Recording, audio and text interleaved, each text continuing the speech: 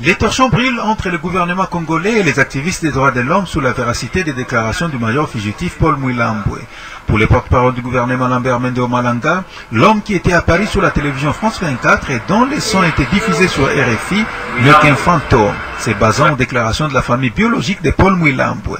Réponse du berger à la bergère, les collectifs des ONG des droits de l'homme répliquent. Et quand tous les éléments il avait fait, sans même donner l'image de la personne, cela ne veut pas dire que la personne, on n'a pas des images pour la personne. Nous avons les images, c'est la personne qui parle, on pose des questions et il répond.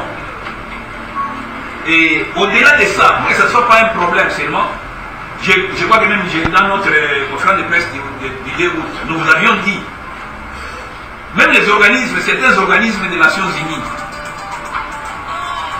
et nous accompagnent dans cette enquête-là. Alors ça ne sert à rien que notre gouvernement puisse se mettre à la défensive. Ça ne serait pas une bonne chose parce que ça donne une mauvaise image. Au cours de ces points de presse, les collectifs n'ont pas manqué de se faire une lecture sur la position de la famille biologique de Paul Mouilambwe, rendue publique devant les professionnels des médias par les porte-parole du gouvernement. Le gouvernement l'a dit quand même, nous avons suivi les porte-paroles. On a suivi aussi les membres de la famille qui ont fait les démentis. Mais c'est inutile, pourquoi?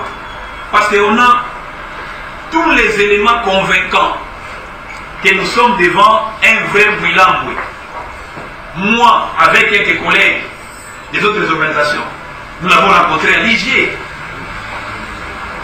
Même quand nous parlons à distance avec lui à travers les systèmes quand même informatiques, c'est la même personne. Et nous avons envoyé des équipes, une délégation, une commission vraiment internationale pour aller les rencontrer. Ils l'ont rencontré accompagné de la presse, la France et France 24 et RFI. Ceux qui ne l'ont pas eu par Skype, comme avait dit l'autre fois Thierry Michel. C'est en direct. Quelle est alors la force juridique des images au cours d'un procès? Maître Sylvain répond.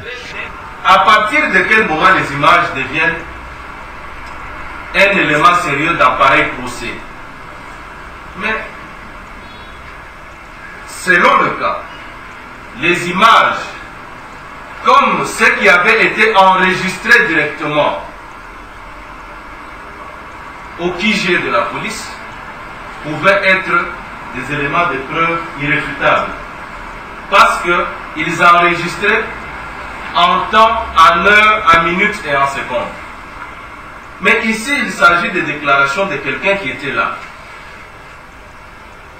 Même si le ministère public ne pourrait pas considérer ces éléments avec sérieux, mais ce sont des indices sérieux de culpabilité ou des indices qui peuvent tendre à l'organisation d'une enquête sérieuse.